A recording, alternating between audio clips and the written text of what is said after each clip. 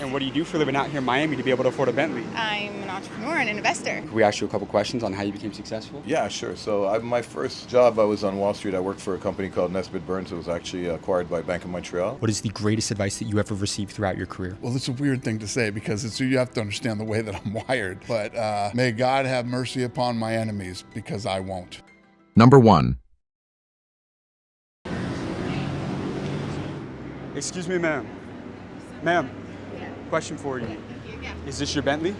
Yes, it is. And what do you do for a living out here in Miami to be able to afford a Bentley? I'm an entrepreneur and an investor. How long have you been a business owner? Oh my gosh. Well, I'm no longer really a business owner. I sold it in 2023. Sold a company? I sold my company, For yeah. how much? For me, my equity shares were worth about $90 million. $90 billion? Yeah. So how much was the total company sold for? Well, the company was valued at the time a little over $300 million. $300 million? Yeah. And I go all over the world interviewing the most successful business owners. Could I get 1 quick minute with you for the channel real Of quick? course, you got it. Is that okay? Yeah. How long have you been a business owner? Well, I owned Solidcore for almost 10 years before I sold it. What investment made you the most money? Solidcore. But I mean, I put $175,000 into Solidcore and it turned into $100 million in 10 years. So in other words, putting the money back into the business and Yes. investing in yourself is the best thing that somebody Oh my can do. God, I would bet on myself every day and twice on Sunday. Like there is no better bet than me because I know I'm gonna win, and if I'm passionate about something, I'm gonna give everything I got. Now I'm a little bit more in wealth preservation mode. So the money that I made, I wanna continue to make money. That's why I'm an investor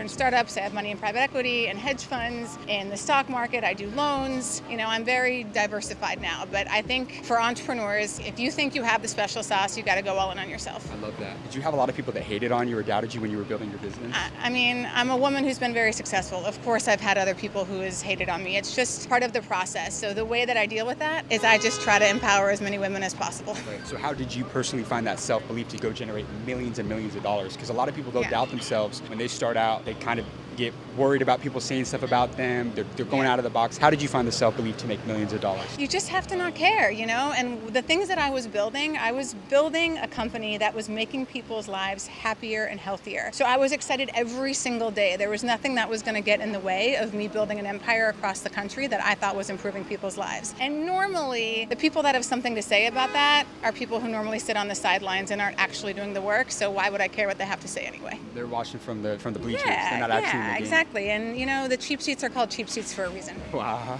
I love that. That's game right there. Are you a reader by any chance? Yes. How many books have you read? Over my lifetime? Yeah. Oh my gosh, I don't know if I can even do that math. Yeah. A lot. A lot? What was the number one book that changed your life? Oh my gosh, the number one book that I read every few years is what I've already mentioned, and it's How to Win Friends and Influence People by Dale Carnegie. It is simple, it is effective, and it's one of the reasons we started using names at Solidcore. So if you've ever been to a Solidcore class, you hear your name over and over again. Why? Because your name is the most important word to you in any language. So I wanted to make sure that you felt seen, at home, respected, and it makes you want to come back into an environment that you feel that way. What's the deepest life quote that you've ever heard? Easy choices, hard life. Hard choices, easy life. Listen, I think a lot of people think after selling Solidcore, I'm gallivanting around and doing whatever. I'm up pretty much every day by 5:30, 6 a.m. I am at the gym 6 days a week. I play beach volleyball for 2 to 3 hours, 5 days a week. I cook my own food. You know, I'm as disciplined as they come because I want to be as healthy and as active for as long as possible. And if I make decisions that aren't in support of that, I'm going to have a difficult time in my 50s, 60s, and 70s. So I choose to make the hard decision now to continue to make sure my life stays as easy and comfortable as possible. It reminds me of this saying, the road to heaven often feels like hell, and the road to hell often feels like heaven. Yeah, you know, and like make decisions today that make you proud of yourself today and make you proud of yourself tomorrow. So like if you're going to go out drinking all day today, it might feel fun and good in the moment, but guess what happens the next day? You feel like shit, you have low energy. I just don't put myself in those situations. Right. So was it all worth it? Was the sacrifice to build a $100 million company, was it all worth it? Oh my, I didn't feel like I sacrificed anything. I loved every part of it. I learned so much. My team was amazing, and I got to build a company that helped people create the strongest version of themselves. Like I would do it all again in a heartbeat. You got amazing advice. Thanks. Thank you so much for your time. Thank I you, James. appreciate Have that. a great Thank day. you.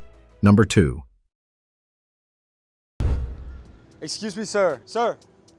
Is this your yacht? Yeah, but what's with the camera right there? I have a channel with 10 million followers. I go all over the world interviewing the most successful people. I'm asking yacht owners what they did to be able to afford a yacht. Well, I own a hedge fund. You owned a hedge fund? Correct. For how long? Almost 28 years. Over these 28 years, what was the most amount of money you made in a single year? I would say about 300 million. $300 million? Yeah, more or less. Actually? Yeah. Hey, could I ask you a couple questions for the channel real quick? Sure. Thank you for having us on board. Absolutely. Appreciate Nice to you, meet man. you. Can we ask you a couple questions on how you became successful? Yeah, sure. So my first job, I was on Wall Street. I worked for a company called Nesbitt Burns. It was actually acquired by Bank of Montreal. And I then developed a hedge fund, which I was running about 4,000 traders and about 600 employees. We did about 3-4% of the U.S. markets in volume. In 2010, I then basically created a fintech company and switched from trading to execution, and did that for about another 7 or 8 years. And one of the big banks in Canada looked at us, loved it, and we sold the company. Have you ever lost money? A lot of money. What's the most amount of money you lost in a single year? I'll tell you what I lost in one day. What'd you lose? A little over $8 million. $8 million. What happened? I was trading a stock that didn't go my way, and it was like pretty bad. But, over time, we learned from our lessons, made it back, and that's it. That would cause a lot of people to crash out and do something crazy. How did you maintain composure and not go off the deep end? What was it that kept you going? I had a bad day, thought about it, and I said, it's just a bad day, and we're going to go back and do whatever we can. So I learned from that mistake. I learned that one thing is always know what your risk is, and always don't underestimate anything at all, because anything can happen any minute, anytime. We don't have any control over anything over this world, and I learned that. So right now, when I decide how much risk I'm going to take in any business, I'll make sure that I could afford what I'm investing if it goes to zero or it fails. Some of the richest people that I've ever met that worked on Wall Street, they never actually placed a trade. They just got rich off of like a handshake, closing deals. How important was networking for you when you were on Wall Street? Yeah, that's very interesting. So I think, first of all, you could trade, you could do a lot of things yourself, but the most important thing is networking, where you want to meet people that you want to connect with. And one of the craziest stories is my partner and I, Brian, when we had the broker-dealer, there was one of the biggest companies on Wall Street, the biggest traders on Wall Street. The chairman was about to leave, and we invited him to come to see our company. And basically, I told Brian, I said, you got to call him. You met him at the golf tournament. You got to call him right now. This is now. He's going to remember you. Bring him over, and let's show him what we do. And he did that. The gentleman was extremely respectful and super kind. And he did come to the company. He looked at us, and he looked at me and said, how the hell did you build this so undercover? It's an amazing business. And he became the chairman of my company. And from then on, this is where we got more and more people that were, you got to be able to attract the best people in the industry if you want to make a lot of money. I love how you said when he had to call him now. How important was speed for you? It was everything. If he didn't call him that, like now, and I remember he ran around the pool and he was a little nervous, and he called him, and the guy said yes, and he came to me and he said, wow, he's coming over. But then we had to have something real that, that was valuable for him to invest, and he did invest and became the chairman. That was like where we pivoted in the company, and that's where that took us to the next level. So speed is extremely important. When you want something, you got to go for it. And manifesting is the most important thing you can do in business. So talk to me about that, manifesting though, because not a lot of business people, they don't really talk about the mindset too much, but it seems like that's been very important for you. It's very important. I mean, manifesting is something I do every day, and I believe in it so much, and I've done that since I was like 10 years old. Like, if I really, really want something, I'm going to go for it, and I'll do everything to get it. Doesn't matter how I'm going to get it, legally, of course, but everything that I need to do, I'm going to do to be able to acquire what I want. So what does your self-talk look like? I mean, it's very different for everything. I think one of the self-talks is probably like, I smile, I think, and I go, yeah, I'm going to get this. And I know exactly how, and I think in my head, what are the steps for me to achieving that? And I create this whole story, and then I go for it. You got amazing advice, my friend. Great. Well, thank you very much. Thank you so much. Pleasure talking to you. Thank you for having us on. Number 3. I'm about to interview one of the most legendary and richest entrepreneurs of all time, and his name, you know him, it's Dana White. Guys, Dana White took a failing MMA company and turned it into a multi-billion-dollar business. You know that business, it's the UFC. In this video, I'm gonna be doing something absolutely insane, guys. I'm gonna be flying out to Las Vegas, to the UFC headquarters, to go meet up with and interview the legendary Dana White. All right, Paul, you good? We're gonna go see Dana? I just called his assistant. You guys go right to the lobby. She's gonna come and grab you guys, okay? Okay, thank you so much. Thank you. All right, you guys, we just got to the UFC Performance Institute. We're about to interview the man himself, Dana White, out here, you guys. Come on. All right, you guys, this is a full circle moment for me. I want you guys to understand. Listen, I grew up watching all the UFC fights. I grew up watching Dana White promote all of the fights, Conor McGregor, Floyd Mayweather, you name it, you guys. So this is a full circle moment. We're about to be linking up and interviewing the legend himself, Dana White. Come on. How are you, James? It's great to meet you. Nice to meet you. Nice to meet Have you guys been to the UFC? No, headquarters it's the before? first time here. You want to do like a little walk Yeah, around? it'd be awesome. Super cool. This is the UFC headquarters. Oh, nice. So this is like where all of our guys guys live in Vegas, so they work out here like on a daily basis. Hi guys, welcome to the Performance Institute. My name is Vanessa. James, great to meet you. Great to meet you. I fight in the UFC. Where are you from? Austin, Texas. Let's go. Yeah, Austin, That's Texas. awesome. Do you do social media? I do, yeah. Are you that guy that asks people what they do, like the millionaires? Yeah, like, that's it. hey, how'd you make all your money? Yeah, Dude, that's so dope. I watch sure. your shit all the time. Thank you so much. Congratulations on all your success, man. Congratulations It's to really you. great to meet you. Have Thank some you. fun, you guys. Thank you Yeah, very if you much. want to have some fun upstairs, I'd be glad to beat you up. Hey, we'll make it happen. Yeah, dude. Come on, I got you. I got you. How you doing, Dana? Great to meet you. You too. Yeah. Pleasure. We're gonna bring in. We'll do it in the bar. Sounds great, man. Right here. Yes, sir. Absolutely. Let me come on the Got you, my man. 100% deaf in that ear. It'll be an awkward interview when I can't hear you. Yeah, but it's all good. Where are you from? Austin, Texas. Oh yeah? Yeah, I live in Okay. Austin. Grew up in the DC area, but we've been in Austin the last 5 years. Yeah, Yeah. started the channel my freshman year at the University of Texas and grew it to about 17 million followers across all platforms and been able to end it. But I got to tell you, this is a special one for you because you're definitely on my Mount Rushmore of entrepreneurs. I grew up, you can ask him, watching you promote, Thank you. the He was making McGregor. TikToks with, we had the UFC posters in our basement Yeah. in the background 5 years ago. That's awesome, man. Thank you. I appreciate it. I got one rule for the interview, though.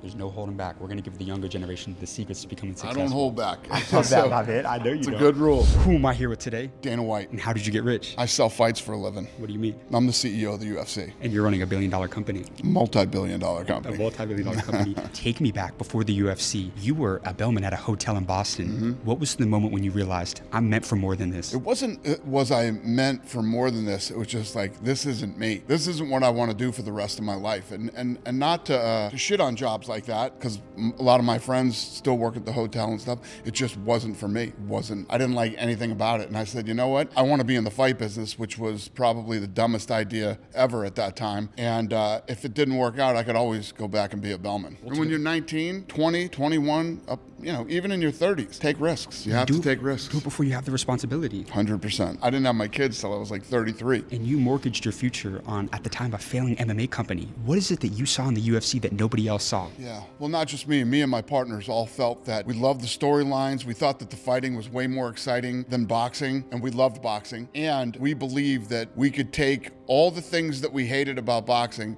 and loved about boxing and make this thing as perfect as we possibly could. And you disrupted the fight business. So let's talk to an entrepreneur right now. They're trying to disrupt an industry. What would your advice be to them? Yeah, it's a great question. I think that when you get into, especially back then before social media or the internet or any of that stuff, there was a lot of old money and a lot of young people didn't have the opportunity to make money. It's the wild, wild west now. It's a free for all. There are so many opportunities for disrupting, like you said. And basically what you do is you go in and break all the rules. People will always tell you, oh, this will never work, or they're too big, you can't. People said you'll never be bigger than boxing. People have been telling me that for 25 years. And yes, you can be. You got to get in there and you literally have to shake up and break the rules. Just because something has been the way it has been for 100 years doesn't mean it can't be changed, can't be different, can't be better. Was there a time when you were growing the UFC when you thought to yourself, this is all going to collapse? And if so, how did you get through that? Yeah, I mean, you'll go through that all the time. It's not like you just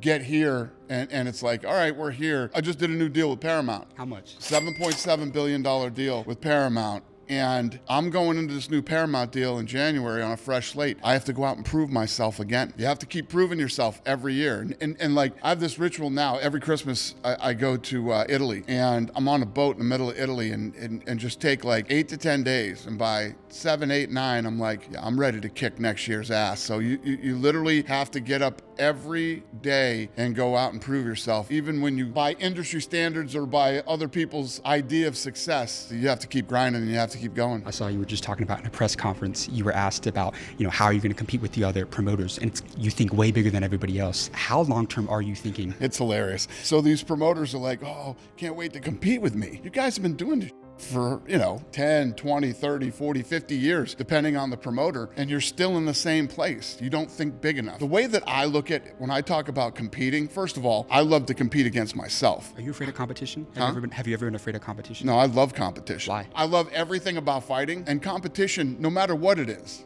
a fight. I mean, I just did the 60 Minutes interview, and they asked me, we asked around about you, and what do you think people said? And I knew they were going to say loyal. right? And what do you think other people said? Bully. Anybody that said I was a bully tried to compete with me and lost. You got their asses kicked. Yeah, that's how it works. If you want to pick a fight, there's a winner and a loser in a fight, and I love that.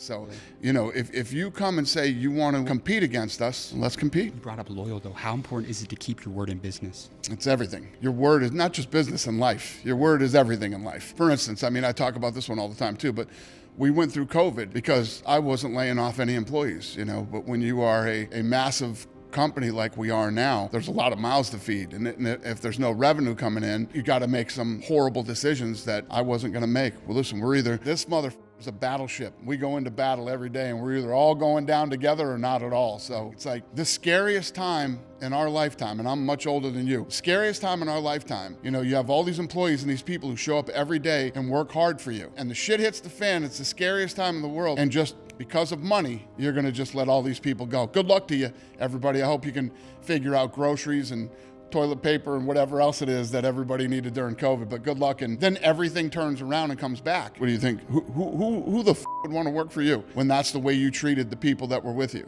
you know? And real quick, for my audience, for the people that don't understand this, during COVID, every major sports organization, they were shutting down. You decided to go out to the Middle East and you pioneered the business out there. Why did you do that? And was it just the innovator in you that was like, I'm not letting it happen to my company? Yeah, you know, I had to distribute my product to ESPN and other networks around the world. And first of all, I had an arena next door. Just built my own arena, and the governor here would not let me use my arena, social distancing. Then I said, then I kept thinking island. I need an island where I can go out somewhere that has infrastructure, and all I have to do is put on fights and beam the signal up to all of our partners. You can't tell me that that's not possible, that we can't do that. Not to mention the fact that I have this philosophy. I grew up in the 70s and 80s. It's 2025. Anything is possible. Don't tell me something can't be done. Everything can be done. That's the other word I don't like around here is no. No, and we can't. One of the things you've talked about throughout the interview is the importance of people, surrounding yourself with the right people. When I look at you and your network, your business partners are billionaires, you're great friends with President Trump, some of the most successful, some of the richest people in the world. If it boils down to one trait, think about the most successful people that you know. What do they all have in common? Consistency. Consistency is the key to everything in life. Whether it's getting up and building the business, getting in shape, working on different relationships, you have to be a consistent person. But you have to be driven too. To have consistency, you have to have drive. And I say this all the time. I see a lot of this younger generation, I don't know, they just seem weak to me in a lot of ways. So let me ask you this. I'm 23. How old are you? Yeah, I'm 56. So whose generation works harder, yours or mine? Oh, my generation will run you over and then back over you again. But you think it's easy to stand out in my generation? 100%. And how can somebody stand Look at what you've done. Look at your success and look at what you've done. You know how you did it. You know, you worked your ass off. From the outside, it's like these people, I hear these kids, oh, I want to be an influencer. Do you even understand? Like, I'm close to the Nelk boys. These kids are on the road nonstop, grinding, working, taking your own money and reinvesting in your business and reinvesting in yourself, believing in yourself, and like you said, being a disruptor. But if I talk to somebody like you, you're 23? Yeah, you know exactly what I'm talking about. That's why you're asking all the right questions, because you know what it takes. A lot of the kids in this generation, I don't see it. So there's never been more opportunity for guys like you. I'm going to challenge you right now.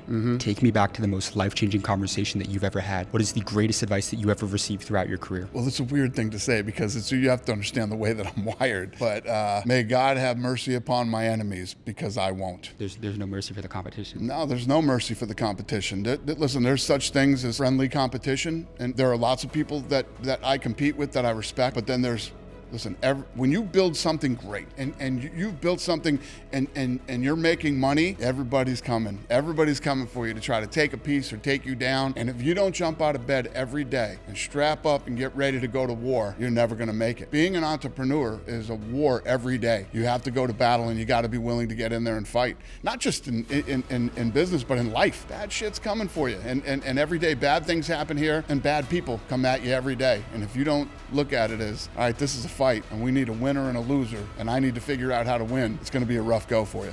What anyone else thinks. Come on. I love it. You got amazing advice, my friend. All right, buddy. Thank you so much, man. I appreciate you, man. Yeah, Pleasure. You're a massive inspiration. Thank you. Everybody. Really appreciate that. You here for the fights this weekend? Yes, sir. Yeah? I'll be here. You going to slap? Yes, sir. 100%. Is this your first slap event? First slap. Yeah, absolutely. For You're sure. going to love it. Come here, I want to show you something. So when you were asking about mentality and since I was a kid, this is the quote that I've lived my whole life by. Read that and tell me that doesn't make sense. Because you might as well be dead. See, if you always put limits on what you can do, physical or anything else, it'll spread into your life. Literally, every day when you get out of bed, you try to be better than you were yesterday. No matter how old you are, whether it's physically, improve your relationships, or your business. How do we beat yesterday? That's literally the way that I think and what I do. Yep. What's this one say? Say it to them right here. What does it say? Everybody pities the weak. Jealousy is earned. I love that, man. Don't be the weak. She's going to give you my cell number and then text me and let me know it's you. Congrats. Dana, I'm thank really you so happy much. for you, man. Thank you for letting us Congrats come on out. your We really success. enjoyed